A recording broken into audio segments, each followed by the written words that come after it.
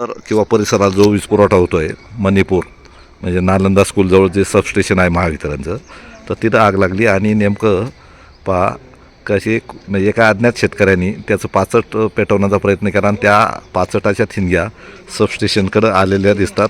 आणि नेमकं काय वस्तुस्थिती, काय नाव सर तुमचं? सर माझा तौफिक असलम शेख, सहाय्यक अभियंता मंचर. हां, नेमकं काय घटना घडली काय? सर जसंही घटना घडल्याबरोबर आम्हाला कळालं. हां. आमची हे टीम वर्कने एक मोठा जी घटना होणार होती हां. ते आम्ही आटोक्यात आणलेलं आहे. किती लोक होते साधारण? सर इथे कम से कम 25 ते 30 लोक होते. हां. म्हणजे आमचे जे बाहेरचे काम करणारे वर्कर आहे ते सुद्धा त्यांनी आम्हाला मदत केली. त्या मदतीमुळे आम्हाला ते आटोक्यात आणता आलेलं आहे. तुम्ही ते बघू शकतात. त्याच्यामुळे काही मोठी दुर्घटना घडलेली नाही. पण आता आम्ही टप्प्याटप्प्याने एक एक लाईन चालू करणार आहे. त्याच्यात आता आम्हाला कळेल कोणती केबल जळाली आहे का काय. नेमकं आग विझवण्यासाठी काय वापर केला तुम्ही? आम्ही आग विझवण्यासाठी पाणीचा, मातीचा, आम्ही झाडांच्या फांद्या तोडून सुद्धा हाताने जे काही काम करता आलं. इवन जे मातीचा, पाणीचा फायर एक्सटिंग्विशर 15 ते 20 फायर एक्सटिंग्विशरचे बॉक्स तुम्ही बघू शकता तिथे पडलेले आहे. त्यांचा वापर करून आम्ही ते आग आटोक्यात आणलेली आहे. आग आटोक्यात आली. हो सर. आणि जर ही आग आटोक्यात आली नसती तर ही मोठी दुर्घटना घडली सर, असती. मोठी दुर्घटना घडली असती. लाईट शक्य तर मंचरमध्ये 2 दिवस आली नसती. आता किती वाजता लाईट वीज पुरवठा खंडित केला तुम्ही? आम्ही साधारण 3-1 तास जवळ झालेले आहे सर. 3-1 तास झाले अजून खंडित होऊन. हा. तर आम्ही आता ट्रायल एक घेतोय. सध्या दुर्घटना तिथेही काही आग लागलेली आहे गावात, ओके. ते CNG जवळ.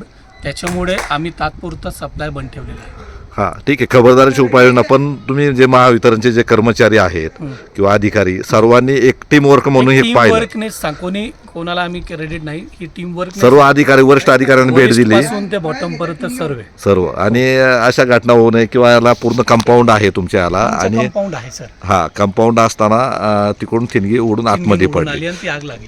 परंतु दुसरा एक प्रश्न होतो का आतमध्ये जे सबस्टेशन आहे तिथे स्वच्छता होणं सुद्धा गरजेचं आहे आणि त्याची काळजी घेतली जाईल आणि जेणेकरून अशा घटना होणार नाही. कारण महावितरण महत्त्वाचा भाग आहे, हो सर. अत्यावश्यक सेवा आहे. आणि आज मंचरमध्ये किंवा परिसरात वीज पुरवठा खंडित आहे आणि त्यांना माहीत नाही का नेमकी काय घटना घडली. परंतु तुम्ही सुद्धा जीवावर बेतून हो सर, आम्ही म्हणजे जीवावर बेतून ही आग विझवली. साधारण 1 तास 1.5 तास गेला याच्यात अंदाजे. आणि काही म्हणजे फारसं मोठं नुकसान नसल्याचं प्राथमिक एक अंदाज आहे. आम्ही जेव्हा लाईन चालू करू तेव्हा नेमकं आम्हाला किती काय प्रॉब्लेम आहे किंवा काय फॉल्ट आहे तो. तर पहा म्हणजे जे महावितरणचे अधिकारी त्यांनी पूर्णपणे ही माहिती दिली आहे. आणि थोडं आता जिथं आग लागली तिथपर्यंत आपण जाऊया, नेमकं काय झालं ते पाहूया. आता हे जे बॉक्स आहेत फायरचे तर ते ठिकठिकाणी पडल्याचं सुद्धा दिसतंय. इव्हन आमच्या 2 लेडीज सुद्धा यांनी मदत केली. म्हणजे संपूर्ण टीम वर्क झालं याच्यात. हा हे बॉक्स आहे ना, हा हे बॉक्समुळं महत्त्वाची मदत झाली. आणि ते बॉक्स आता दाखवतात बघा, हे सर जे आहेत ना त्यांनी दाखवले. आणि ह्या बॉक्समुळेच महत्त्वाची मदत झाली अक्षरशः. म्हणजे याला काय म्हणतात? फायर एक्सटिंग्विशर बॉक्सेस आहे. हा. बॉम्ब टाईप असतात हा. ते. जसं आग लागली का त्याच्यामध्ये टाकून द्या, ते जसं बॉम्ब ब्लास्ट होते हे तसं आग विझवण्याचं काम करतो. किती होते ते? ते सर 15 ते 20 क्वांटिटी ज्याला सापडतो तो घेऊन येतोय. जसं स्टोअर मध्ये जाऊन घेऊन येतोय. शिल्लक आपल्याकडे होते. सबस्टेशनचं शिल्लक असून सुद्धा स्टोअर मधून एक्स्ट्रा घेऊन आले. अरे वा. म्हणजे बघा त्या जे आग प्रतिबंधक जे बॉक्स आहेत तर ती घेऊन आल्यामुळं मोठ्या प्रमाणात इथली हानी टळलेली दिसते. आणि ठिकठिकाणी पहा आता ही जे जळालंय बॉक्सेस तिथे बी पडलेले आहेत. हो तिथे दिसतं. कॉर्नर पर्यंत थेट या कॉर्नर पर्यंत पहा ह्या सुद्धा म्हणजे ह्याला काय म्हणताय नेमकं? हे केबल्स आहे. ही जे आमचे 33 kV चे 33,000 वोल्टची केबल्स आहे. हे केबलला सध्या हीट लागलेली आहे, पण जास्त आता चालू केल्यावर हे लक्षात येईल. पहा हे पूर्णपणे जाळून खाक झालेले दिसतंय.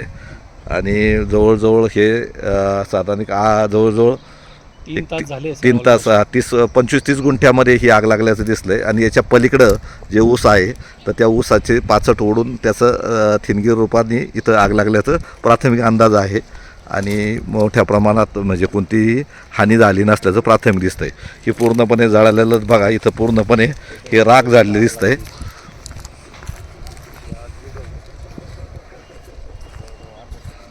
पहा जी केबल आहे मोठी ती ब्लास्ट म्हणजे थोडक्यात पूर्णपणे जळून तिचं आवरण खराब झालेलं आहे. ही समोरची जी केबल आहे मोठी तर तिचं आवरण जळून खाक झालेलं आहे. आणि आतमध्ये अजून वीज पुरवठा चालू केलेला नाही. नेमकं वीज पुरवठा चालू केल्यानंतर नेमकं काय स्थिती आहे ते समजेल. आता अधिकाऱ्यांनी सुद्धा मान्य केलेलं आहे का हे जी झाडे आहे ती भविष्यात काढून तातडीने कार्यवाही केली जाईल आणि प्रत्येक शेतकऱ्यांनी सुद्धा ऊस पेटवताना किंवा इतर काही करताना आजूबाजूचा परिसर किंवा आपली स्वतः यंत्रणा पाहिजे आग विझर, कारण आता सध्या उन्हाळ्याचे दिवस आहे आणि त्याच्यामुळं ही आग भडकण्याची सुद्धा मोठी शक्यता आहे. तर प्रत्येकाने काळजी घेऊनच आपलं ऊसाचं पाचट किंवा इतर काय असेल त्याची विल्हेवाट लावताना परिसराचा सुद्धा विचार केला पाहिजे.